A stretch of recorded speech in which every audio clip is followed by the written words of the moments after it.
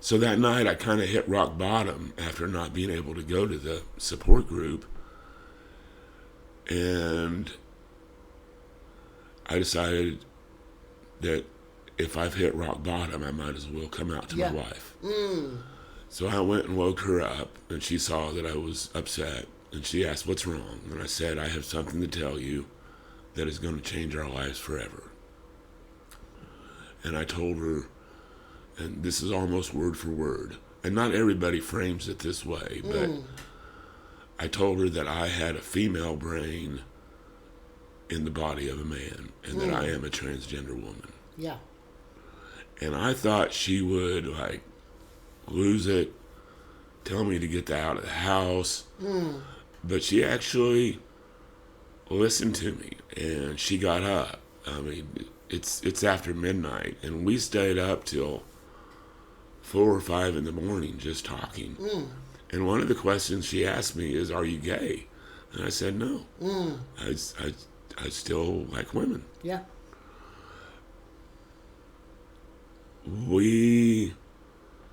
I told you earlier that our relationship had stagnated. Right. Well, in that moment, that rekindled our bond. Oh, that's great. Yeah. Yeah, I was going to ask you specifically about that, but it's a really difficult topic to broach. I mean, I don't know if you can see it, but this is something she made me right around that time. Okay. I'll set it right here. Yeah.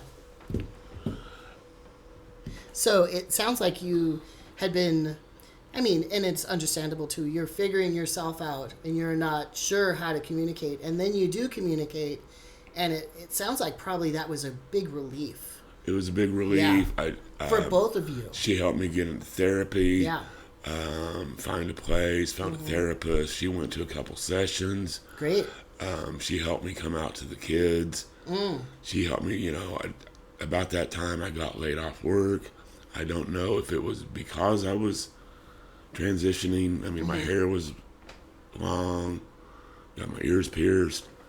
They definitely knew something was up.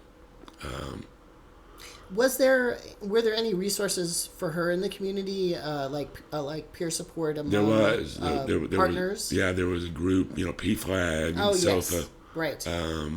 She went to a couple of those. Okay. And I don't know, I can't speak for her, but somewhere along the line,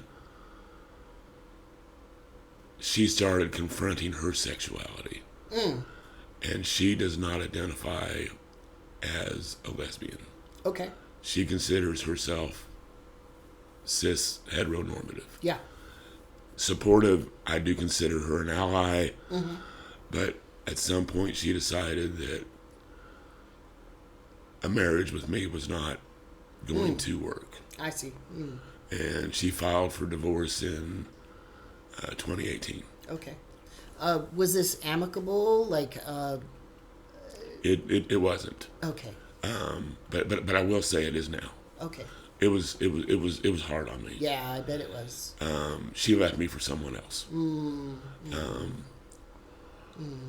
Kind of kept me around until she found somebody else. I see. And it was basically... It's hard, too, because you have children. Right. They're older now, but... They're older now. And so I had to lean into...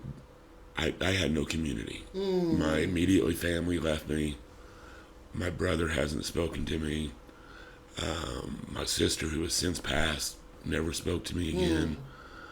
I have one sibling that I'm very close to that is supportive. Great. But other than that, my family is my chosen family. Yeah.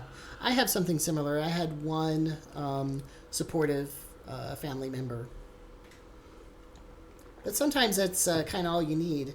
But also, it can kind of propel you to find greater community. So yes, Yeah. I had to find community, and how I did that was, and again, my ex supported me for the better part of 2 years. Yeah. Better part of 2 years. So I came out in 2014, late 2014. So she supported me, 2015, 2016. And then about 2017 was when we separated. And then she filed for divorce in 2018.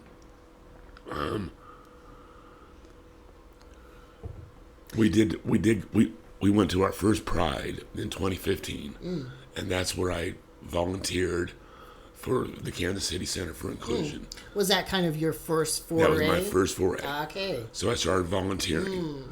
I volunteered there every Sunday. Excellent. Which Sunday was also when the board would meet.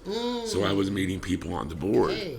So I was starting to interface with people that were in leadership position within an organization that is a LGBT community center.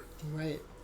And you're brand new to this. I'm brand new. Yeah. And they did not have an executive director.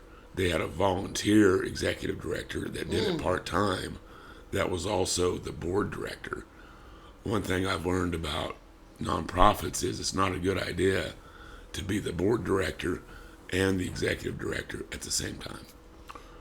Conflicts of interest can happen. that doesn't seem right.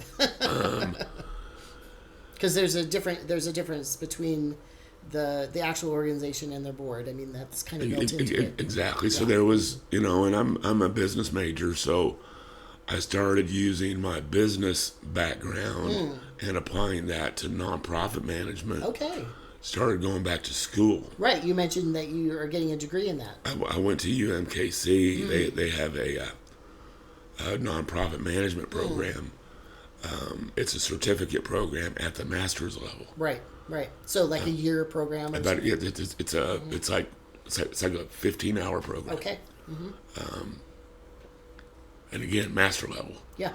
5 hours, 3 hours. Yeah, it's a lot different than undergraduate. I learned. Right. And it was project based. Right. So they wanted you to do work for a nonprofit. So it's a very applied degree.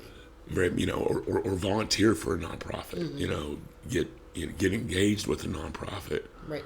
Well, at that time, I was volunteering for one, so I would interview the board members. I would interview the executive director. I also was forming a nonprofit, Transfinity KC, the choir. Okay. So I was taking all these skill sets, and I was applying them to two different organizations.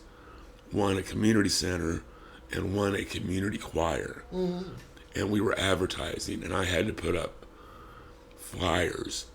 And we planned the 2016 concert, which was titled Singing for Peace. And we formed that. We actually performed at the 2016 Pride, and we did a parody on the song Let It Be by the Beatles. Yes. Let us pee. Oh my goodness. Let us pee. Let us pee. Oh my goodness. That's true though. Just let us pee, Let us be, let us pee, right? That's right. So that's hilarious. So a lot of things kind of happened, right? Yeah. And and you're brand new kind of as a in this community, and you're taking on a lot of roles suddenly. Right. I go back to school. They asked me, I'd been volunteering for the center. They asked me if I wanted to work part-time as an assistant to the director. Great. I said yes. About that time, the director had to take a leave of absence, so I was becoming the face of the center. Okay. Then we had the election of 2016. We would get, 4 to 5 volunteers a week. Right. We had 40 applicants. Oh my goodness. In 1 week. Sure. I was just down in Texas interviewing a really interesting revolutionary communist who I interviewed, and y'all should check that out because it's, even if you're not a communist, even if you're not a leftist, I think you're going to find it interesting. But they were saying that some of the silver lining of Trump's rise, or whatever you might call it, is that people became very active suddenly. I'd say galvanized. Yeah, definitely. Even people who never considered doing any sort of activism suddenly were like, what can I do now? So from what you're saying of the local center here, that that seems like that came to fruition. That definitely came to fruition. 10 times as many volunteers. 10 times, in less than a week. Yeah. And when I opened the center that day, and again, I had a hard time even getting out of bed. But I was in the middle of promoting, the Transfinity concert. And so you just had to. And literally something just snapped, and I said, "It's time to fight." If there's ever, Yeah. Some people get more active when something bad happens. I one of those people. I definitely did. Yeah. I definitely did. Mm-hmm. And when I got to the center to open up, there were people waiting to get inside. Wow. So just hanging out outside. Yeah, they needed community. And I had to put, listening groups together. How do I deal with an influx of people all at once? Good thing we had coffee, and basically began an open conversation. But there was one individual that I knew needed to talk one-on-one. And after I kind of got people settled. So it sounds like you're trying to suss out what the community needs at that point. Exactly. Right? Do they need some individual support or peer support, or what kind of actions politically can we do? Like it seems like you're juggling a lot there. And that was early November, right? Mm-hmm. Election was like November 9th, November 10th. Right. We had the very first program I did was for National Coming Out Day. Did a program with the chorus. Had a gender marker clinic, brought in legal experts. Legal changes, Had a social hour. So that was my first, and we had 75 people. That was huge. For the legal clinic? No, for an all-day program. Okay. Mm-hmm. We had a social, we had... it was kind of like a conference. Yeah, it was like, we had a legal conference, we had a Toastmasters had a coming out stories hour. Then we had Transfinity concert. Goodness gracious, I haven't heard Toastmasters in decades. Wow. Okay. Yeah. And then so now I'm building community. Trump comes out. Yeah. Community all of a sudden needs community. Yeah. In different ways, maybe too. In different ways, and this one individual came to me and said, Samantha, and he told me his story. He told me his story about living with HIV and how he wanted to be an advocate, an activist in the HIV world. Okay. He began to volunteer for me and is now a world-renowned HIV activist. I was wondering about your style of doing that. So I'm imagining with all this stuff that you're taking on, you're somebody who gets some good ideas, or you hear some good ideas, you hear some needs, and then you try to address it. And that's probably from your business background. You try to find some solutions to things. In your management style of people, do you give people some autonomy to come up with their own programs, or do you lead them more? You have to do a little bit of both. What I learned that I'm good at, because even then I was just a part-time, we were run by volunteers. Because you can't do everything. You can't do everything. Yeah. One thing that I learned that I'm good at is I am good at expressing my passion for my work. Okay. So I was able to garner a lot of volunteers. Okay. Volunteers that were invested in my vision of what a community center could be. Yeah. And what the community center needs. Or what the community needs. And how did I know what the community needs? I went everywhere. People say, well, what is there to do in the community? And I would go everywhere. I would go to gather up all the resources, gather up all the smaller input, ones. The input. I went to Kansas City Anti-Violence Project, had and they dealt a lot in the POC community. So I started going to POC events. I started going to HIV events. I started going to rallies. And again, so you just didn't stay in your office. You went out. I went out. I was out and about. Yeah, Excellent. One time somebody I gotta accused... say, I'm really impressed by that because I've seen a lot of sort of ivory tower sort of advocacy, you know, only done with like grant and funding in mind, not really the community work. This was grassroots stuff. Yeah, I love it. I grassroots. love it. I'm so glad to meet you. I'm glad to meet you too. Yeah. And somebody once accused me of having two people. You know? Okay. See, weren't you just there? Right. Weren't you just there? Right. Like, I did. Well, you have a invisible airplane and you just fly around, you know. You know, and also I need a community too. Yes. You know, right. I've used. I hear you on that. I've used the saying of when I came out, I jumped in the deep end. Mm-hmm. Right. I learned how to swim later. Right. And I was buoyed by the community that I built. Right. The chosen family. Activism is a great way to build community out there, but also for yourself. Definitely. Mm-hmm. You know, and then the work at the center was being noticed. Yeah. I was eventually... By whom?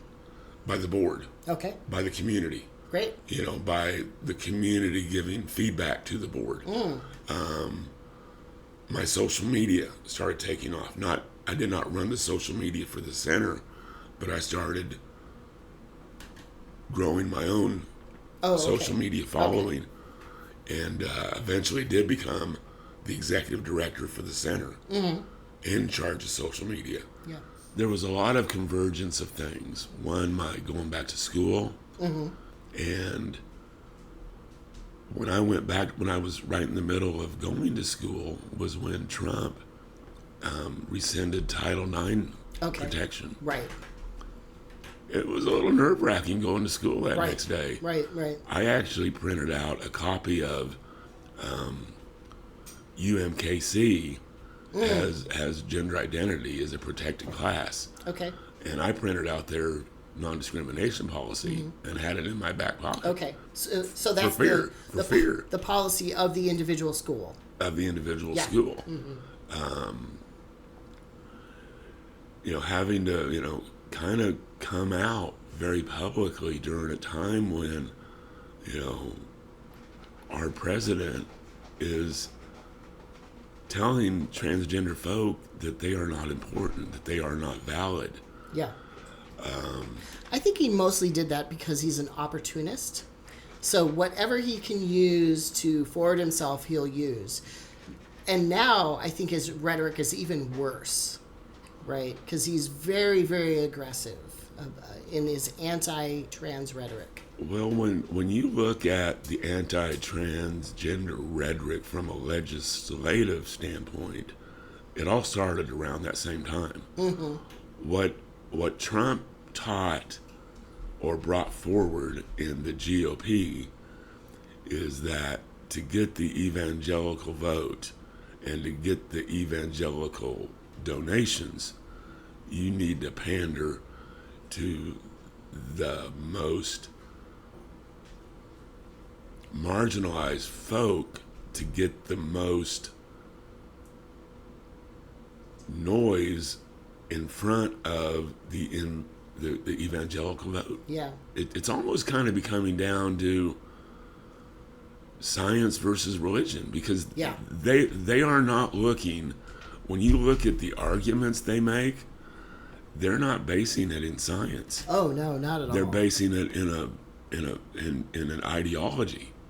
Yeah, that's what I find really dangerous about these op-eds that are in the New York Times, for instance. The New York Times has been printing these op-eds that are not based in science. They are just somebody's opinion about the trans community and about whether we should get health care or public accommodation. And those are actually being used by politicians in courts of law, but they're not scientifically based. So exactly. Yeah, it's pretty awful.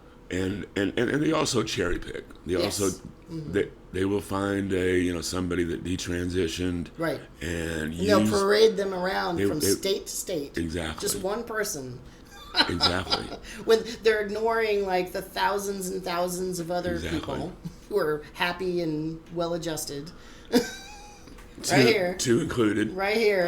We're so well adjusted that we're doing extra stuff, activism. You know, and in this work, it can be really tough, right? Yeah. You're taking care of a lot of people. And I also started getting asked to speak at groups, So I would go to churches. I would go to nice. Great. Hospitals that needed, we need to learn more about the trans community. Like a training. A training. I started doing, call them Trans 101. Yeah. That is so important too. That is really important work. Because when people go to, a hospital, and from everybody from the administrative people at the desks, the secretaries on up, the nurses and doctors, just those subtle things, like whether they're misgendering you or using, your name, etc. Those things can gatekeep whether a trans person feels comfortable enough to actually access healthcare. Yeah. So it's really important. Yeah. That kind of work is really important. It really is, and I want to come back to that. As a cancer survivor, I had to, delve into the medical community. So I want to come back around to that. Yeah. Well, talk about it now. Well, I kind of want to stay on. Okay. So I started doing a lot of trainings. Okay. Including hospitals. Okay. And schools. And GSAs. Okay. Which is, for those that don't know, is it used to be called Gay Straight Alliance in high schools. I'm not sure what, I think it is still that, I think colloquially, there people who are involved are starting to call it the Gender and Sexuality Alliance. That's it. You're which right. is more Right. inclusive. Exactly. Much more exactly. inclusive. Thank you. I couldn't remember. But right. the national organization hasn't changed the name yet. It's like a legacy name. Exactly. Yeah. Yeah, exactly. And I also, so going to a GSA and meeting with kids that are in high school really endeared me to the trans youth. Yeah. And trans parents. Yeah. Parents, I'm a parent. Yeah. Started having, support groups for parents. Started having support groups for parents of young kiddos. At the center. At the center. And we were also beginning to plan for an annual program, the Equality Teen Prom. Started out in 2015, we had 50 kids. 2016, I think we had 75. Nice. Wow. By 2019, we had over 200 kids. Oh, wow. That's a big party. That's Whoa. And to see 14 to 18-year-olds coming into their own. Yeah, and feeling comfortable and safe. Wow. And experiencing queer joy. Yeah. That had a real effect on me. Yeah, cool. That had a real effect on me. Yeah. I also did a program, a job fair called the LGBTQ job fair. And it was a job fair for the community. Yeah, yeah. And you wouldn't believe the amount of hate mail I got. Oh, no. How dare you discriminate against the straight people? Oh, no. Can straight people come? Yeah. Of course they can. Yeah. But it's centered on organizations. And so I was really careful about what organizations Sure. I would invite to the table. Okay. So you looked into their non-discrimination policies and maybe their culture of the workplace. Okay, great. And you did your research. Well, I would research who to invite, but how would you ferret out someone that you wouldn't want there? What if Chick-fil-A wanted to join the job fair? Sure. Well, as part of my requirement to be in the job fair, besides making a donation, was that your gender and sexuality policies align with ours. Sure. You don't necessarily have to have a policy, but you have to either have a policy in place or you're working on one. Yeah, yeah. And they no bad actors in there. No bad actors. Yeah. So that's how I was able to make a very good group of businesses that are affirming to the LGBTQ community. Yeah, that's great. So everything from small business up to the big corporations? Correct. Yeah, and, great. And I had plans, and that was 2019. That was the last program. And then in start of 2020, the board decided not to renew my contract. Okay. And then COVID, and then I was diagnosed in 2021 with throat cancer. Okay. And here we are today. Here we are today. Let's take a break. I'll get some water. So from about 2016 until the end of 2019, I worked 365, 24/7 for almost 4 years. Yeah. Doing really intense community work. Yeah.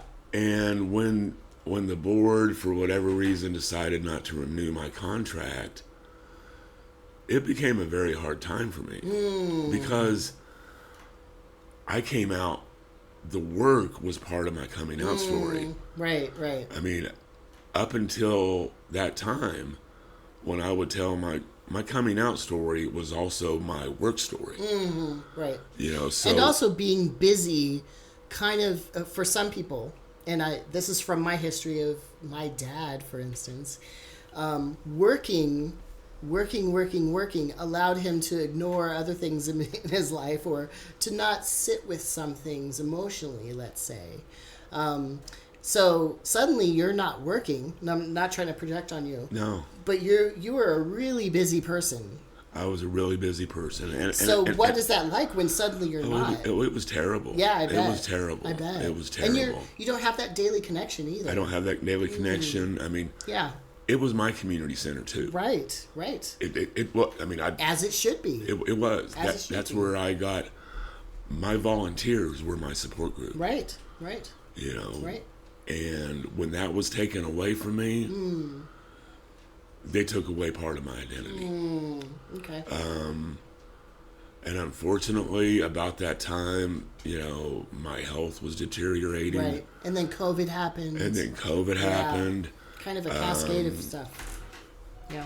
About the time I was starting to interview and, get re-engaged with the community, COVID shut down, middle of March, right? And I lived by myself. I self-isolated. Then, how I got through COVID, I really don't know. It's hard to imagine how we got through COVID. So I was in a very different circumstance. I was in, interior Alaska, which is very different, very few resources. Here, there's a lot more resources, and part of that has to do with you creating them, but also smaller groups exist. How did COVID change how those groups interacted and the activism and the support that was going on? It became very very grassroots, maybe even, even more so. Even more so, okay. Because they had to keep the group small. Yeah, right. So a lot of organizations maybe check in more often. We're doing more outreach, direct outreach. Right. And that was true in the trans community. Some of my trans friends, some of the trans activists and even queer activists would check in on each other. Right, because it was tough emotionally, as well as some people were just getting sick. Some people were getting sick, some people were dying. Right. And about that time, when I was starting, right in the middle of COVID, is when I started noticing changes to my voice. And getting to see a doctor in the middle of COVID for a sore throat, a raspy throat, was a long wait. Yeah, I bet. A long wait. Yeah, and this is a huge metropolitan area with a lot of people. And I think trans people in general are a little bit shy of the medical profession. Oh, yes. Shy is a mild word to use. Yeah. I mean, I've been in the waiting room, dressed in my authentic self when the nurse comes out and dead names me in front of everybody. Yeah. Yeah. Right. Doesn't look at the preferred name. Right. That's why those trainings are so important. That's why those trainings are so important. So once I got the diagnosis of throat cancer, and actually to be more specific, cancer of the larynx. Kind of funny for a not funny, funny, ironic. For somebody that has used their voice to now have cancer of the voice. Right. So I'm trying to get that back. Yeah. 6 months ago, we could not be having this conversation because my voice had not healed enough. I see. And that's a very delicate surgery too. Yeah. So I had to see a lot of doctors in a very short period of time. Yeah. And I had to see lots of different types of doctors, radiologists, oncologists, right, ear, nose, and throat.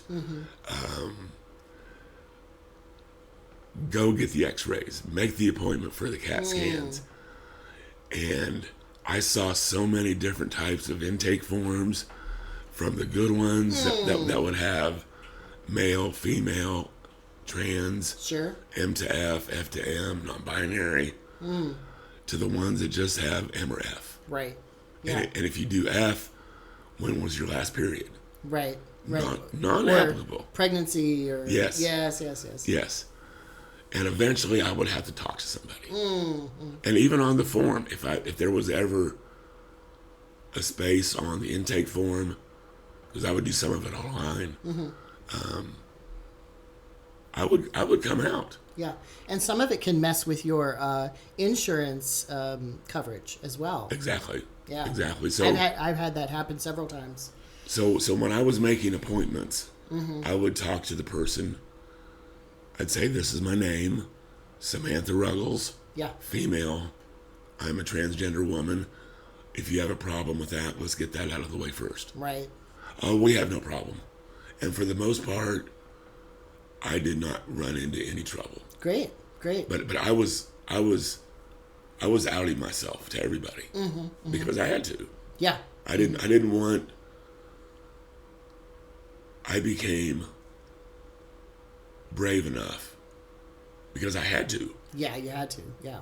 I need to make an appointment. I have cancer. I need to come see you. Yeah.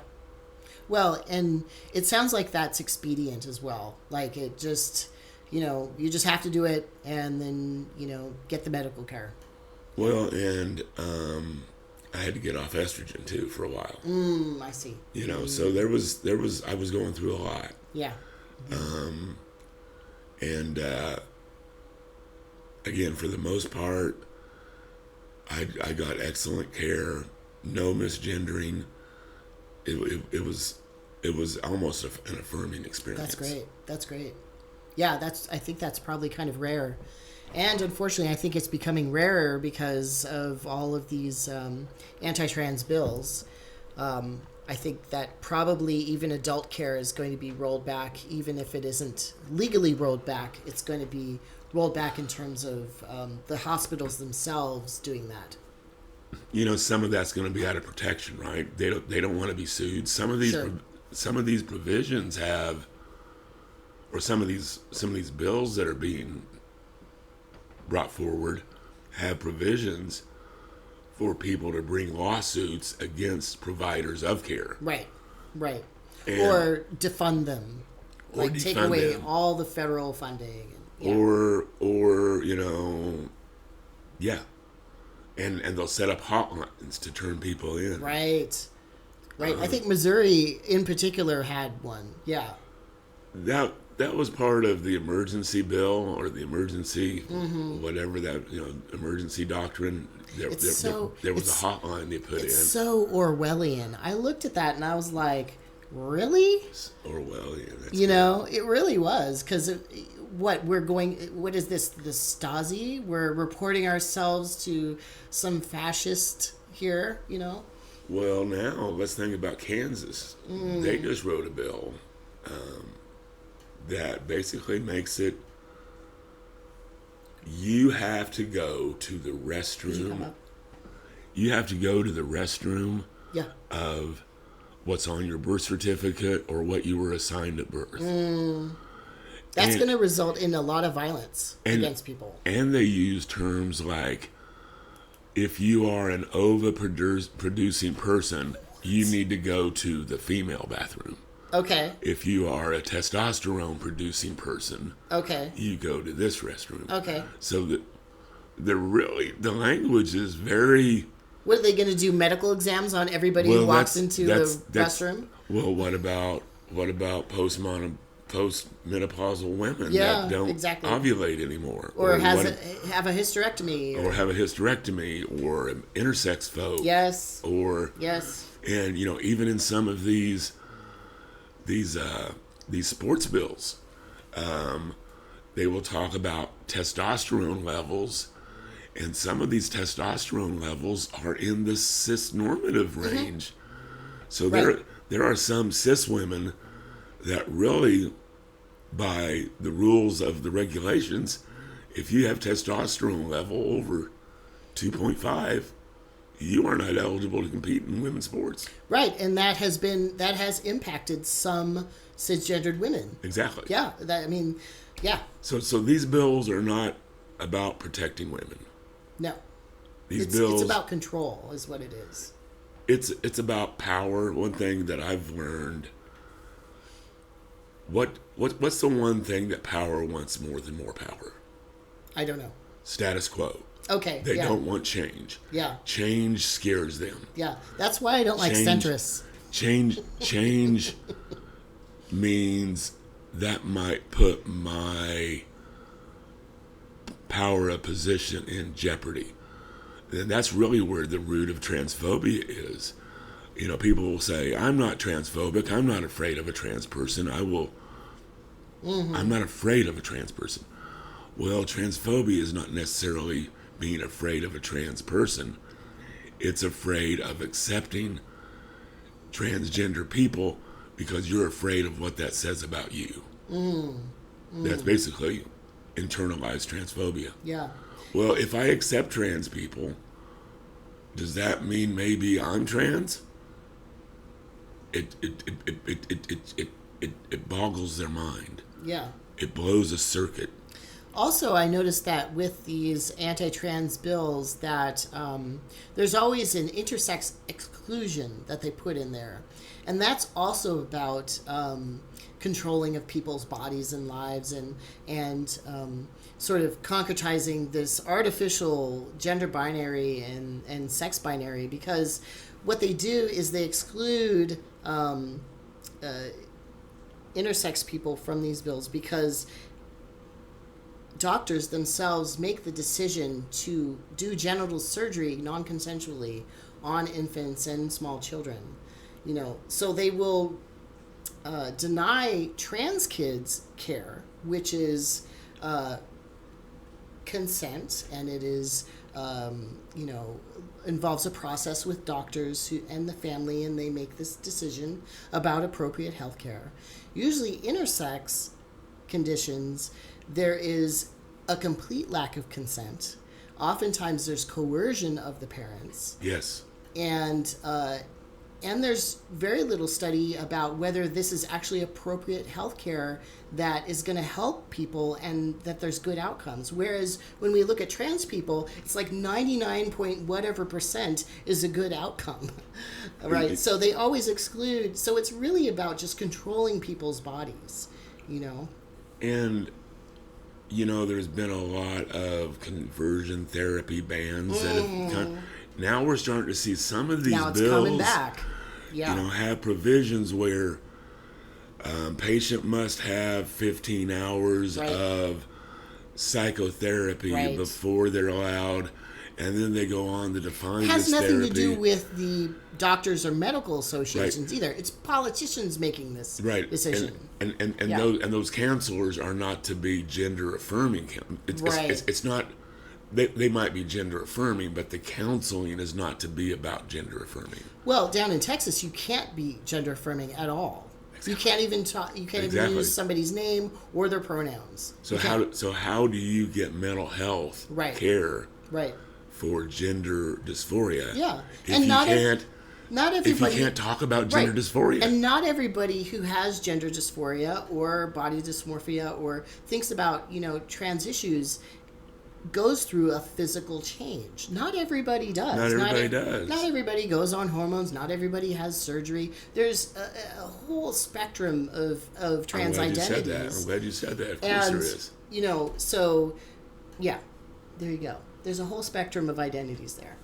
So people need to figure it out. So we talked about the bathroom bill. Yeah. We talked about the sports bill. Yeah. And have you ever noticed, and I'm really curious as to your point of view, a lot of the anti-trans arguments are based around men transitioning to women. Sure, yeah. That's the focus. Talk to me about female to male and what your activism looks different like than, let's say, mine. Yeah, it does look very different. In the cultural moment that we're in right now, because of the abortion bans, that does affect people like me, right, who still have uterus and ovaries and engage in certain types of sex where pregnancy is possible. So that would affect people like me, definitely. Also, just, trans kids. There are people like me who were younger who, thank God, they're able to access some care when they're younger. Because I certainly, that wasn't my case. But now with bans, they're not going to be able to. Older people, I've met some trans men in Texas who are thinking of moving from Texas. Sure. Because that's becoming more difficult for them to access healthcare. And so, yeah, it does affect us, trans men. Well, and even think about passing privilege. If there are people, trans women. Yeah. That. Could you come up closer, please? There are trans women that pass. So if you have passing privilege, isn't in this anti-trans environment, I don't know that I would blame anyone for going stealth. Yeah, there are people who are considering moving, and there are people who are considering going stealth. Actually, there are interviewees I've had in this project who've asked me to take their videos down or pixelate them because they're becoming more private. So I've had to re-edit videos, that sort of thing. So that sort of thing is happening. And I will say, I used to be stealth. Before I did some very public activism around being trans, I was somewhat stealth. It didn't come up. I wouldn't talk about being trans. I was just living my life. And that was a really nice space. I felt like I had a lot of privacy. I'm somebody who really values my own privacy. And, sure. I'm not somebody who gets lonely per se, but I really like a lot of alone time. Right. So that's the kind of person I am. So once you do a lot of public activism, suddenly you're not private at all. You're out there. So I understand when people do want to be stealth, and I don't blame them at all, because that is really a nice space to be in, Yeah. And I think it's going to be important that we figure out a way to bring them out of stealth. And I don't know what that looks like, because we need people that are blended into society, that are already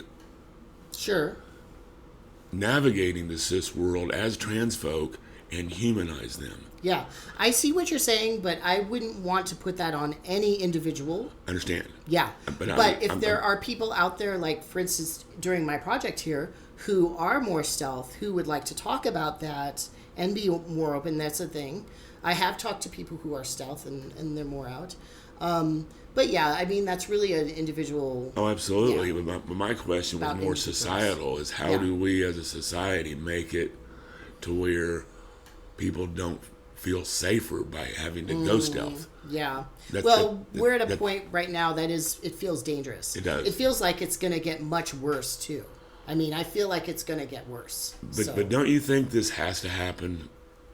And what I mean by that is that if we are ever going to get to trans equality, we are going to have this fight. Yeah, I don't think so. I see what you're saying, though, that it's difficult and we have to change minds and stuff. But I don't think that we naturally have to go towards fascism and hurting people in order to have social change. I think that we can use our love for other people, our compassion for other people, Christian values, spiritual values, just loving our neighbors, thinking of other people as being other Americans and deserving of rights. Right. And even if they're not American, let's say they're immigrant, they deserve rights as well. If you're different, that doesn't mean that you are suddenly, you don't deserve rights. And that's kind of where I want to get to here, here about talking about a different type of activism. Okay. But when I was talking about, getting to a point where this has to happen, you're right. The fascism part, the hatred part, I'm talking more about there are states that are affirming. Yeah, absolutely. Let's take, for example, what's going on in a case in California right now. There is a professional disc golfer by the name of Natalie Ryan. Okay. And that's something that you like. Yeah. We were in her backyard and she had one of those setups back there. I've got a disc golf is one of my hobbies. But a tournament in California with a corporation organization, the Pro Disc Golf Association, in a different state, we are having a battle across state lines now. Much like same sex. We had to have someone get married in a state that affirms same sex. Yeah. That lived in a state that didn't. And that created issues when that person died and the rights of their estate. Sure. Now I want to make the comparison to the trans fight, is that it's going to take some sort of loss of economic parity between states. Okay. If I can make a living in California being trans, but my job transfers me, let's say I work for Google. Yeah. And now Google is transferring me to Texas. Right. I can't get my affirming care there. I sue Google because they're forcing me to move to a place that is not affirming, and I take them to federal court. It's going to take some kind of interstate commerce situation to get to the Supreme Court. I see. Yeah, that's possible. That's one avenue that could take place. I'm not sure. I mean, obviously that's something that probably some think tanks are probably thinking about, some LGBT organizations that are, focused on the law and that sort of thing. I'm hoping that they're thinking about that. Frankly, for most of us, I think we're just kind of treading water in a lot of ways. Well, and that's kind of where my activism is starting to lead. I don't know that, one, we talked about being stealth, being out, being active. I've been keynote speakers at these rallies, and there have been times where I've been keynote speakers at rallies and there are government agencies positioned around where the rally is, just to keep the peace. Sure. But it is a little bit scary to be speaking, and you look up in a tower, half mile away, and there's someone with an assault rifle. Sure. Now, it's a National Guard. Yeah. But still. And that's happening more and more often because extremist right-wing people keep showing up to events to cause trouble. Exactly. Like, literally to cause trouble. Sometimes I will say the police aren't there to protect LGBT people either. Exactly. They are there to protect, unfortunately, the white supremacists or the however you want to call them, the extreme right wing people. So where I'm I don't trust the police at all. and where I'm moving with my activism is kind of back to the beginning. One is being visible saves lives. Sure. So I'm getting out more. Yeah. Here we are, right? Yeah. We just have to do. I mean, it's exhausting, but unfortunately, it requires that people do more activism, and sometimes that means that people like us who do a lot of activism need to move back sometimes and allow other people to come up. Oh, definitely. Right? Oh, because definitely. we get burnt out. Oh, definitely. People get burnt out all the time. Definitely. And they start doing bad activism. And also there's other ideas that can come to the forefront when that happens. So I was in a discussion just this last Friday. I moderated a roundtable of trans folk. Okay. On what it's like to be trans in today's society. Yeah. And there was lots of questions, but one of the questions was, what activism is working? Yeah. And I won't get into all of the different answers. We talked about, rallies, protests at state rallies. But one thing that kept resonating is we've got to figure out a way to humanize the trans experience. Yeah. We're not a predator lurking in the background. Right. We're not wanting to invade women's sports so we can take over. We're just trying to be ourselves. Right.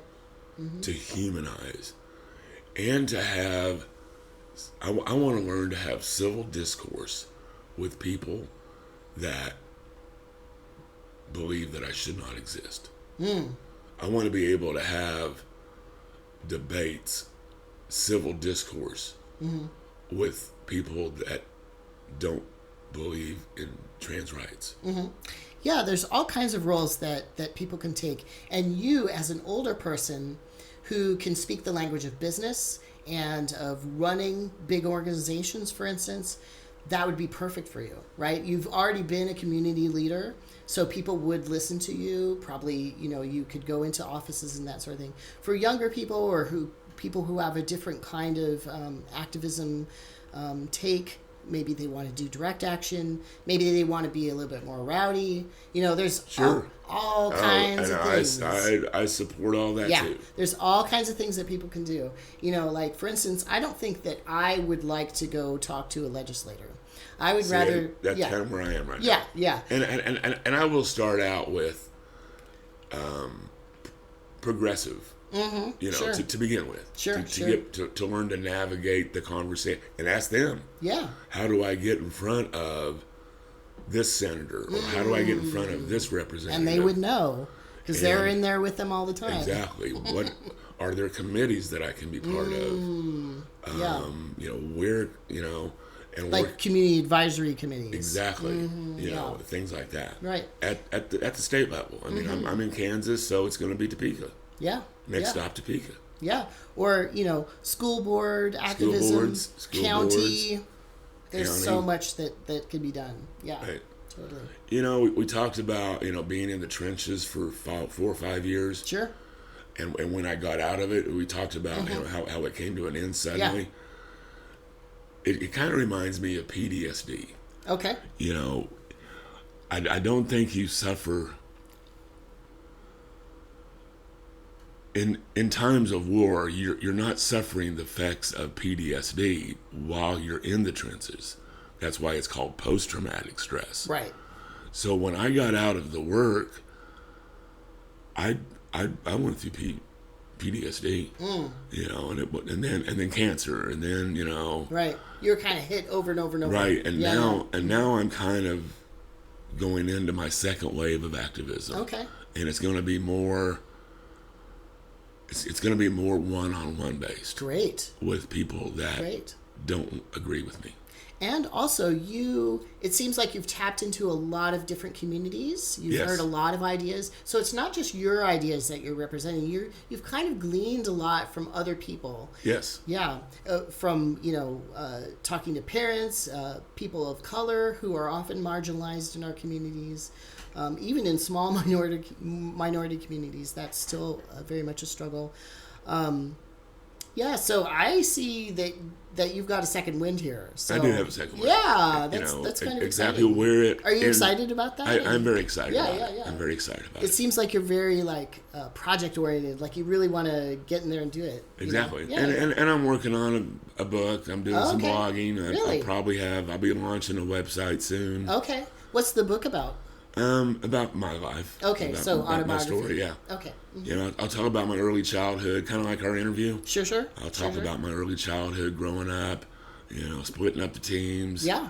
And then there really isn't much to go over during the 20 plus years where I was role playing my idea of a man. Sure. Yeah. Well, that's great. I mean, it sounds like you got a lot going on. So, older trans people, look here, good role model. I'm fighting for us all. Causing trouble. Fighting for us all. Still causing trouble here. Still causing trouble. Yeah. In a loving way. That's right. I think that's a really good place to end our interview. Thank you so much. Thank you. I love this, by the way. Thank you. I didn't see this earlier. Thank you for showing me that special artwork there. Thank you. Yeah, and being where you off to next? Being in your cozy little home here, which I really adore. It's so sweet. Nice little area. Yeah. A rainy Friday, but it's just dumping rain here. We had some fresh coffee and coffee and conversation. That's cool. Yeah, I'm off. I'm here in Kansas City, actually, in the Kansas City area for a few days, and I'm even taking a little detour over to Lawrence. Lawrence is where the big university is. I would say Lawrence is probably the most progressive city in Kansas. Yeah, well, I know that they have a fantastic art program there. Really? Yeah, I know several sculptors and ceramic potters who've come out of that, who are professionals, and really, really, they talk about the program there very glowingly. So it'll be exciting to go there. Yeah, I'm looking forward to watching that episode. I'm talking to several people here, often twice a day, so this is quite a thing. After this trip, I'm going to be exhausted. I bet. Well, good luck to you. Yes, nice meeting thank you. Yes, thank you so much. You bet. Very enjoyable. Yeah, I like your amethyst, by the way. That's cool. Yeah, I've ever since a friend of mine, a trans man friend of mine, really? gave this to me on Valentine's Day of 2020. Oh, sweet. So right at the beginning of COVID. Yeah. And I feel like this has protected me. Oh, okay. Nice. So thank you, dear friend. Yeah, community protection right there. All right. Thanks, y'all. Thank you, everybody. Have a great day. Bye-bye. All right.